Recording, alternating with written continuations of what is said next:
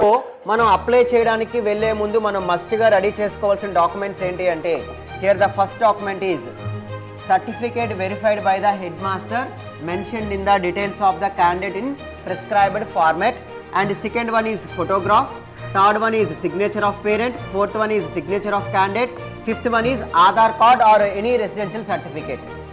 Okay, ఈ 5 documents కూడా మనకి అవసరం. సో ఈ 5 డాక్యుమెంట్స్ కూడా మనం అప్లై చేయడానికి వెళ్ళే ముందు రెడీగా ఉంచుకోవాల్సింది.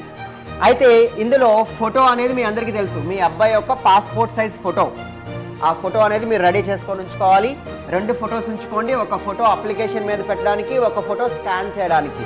తర్వాత signature of the parent signature application మీద పెట్టాలి, ఒక ఎంటీ పేపర్ మీద కూడా పెట్టి స్కాన్ చేయాలి. Okay, signature of the candidate యొక్క సిగ్నేచర్ కూడా ఒక ఎంటీ పేపర్ మీద పెట్టాలి. ఈ అప్లికేషన్ ఫస్ట్ ఇచ్చిన అప్లికేషన్ ఫార్మేట్ మీద ఈ 3 కూడా మనం పెట్టాలి. తర్వాత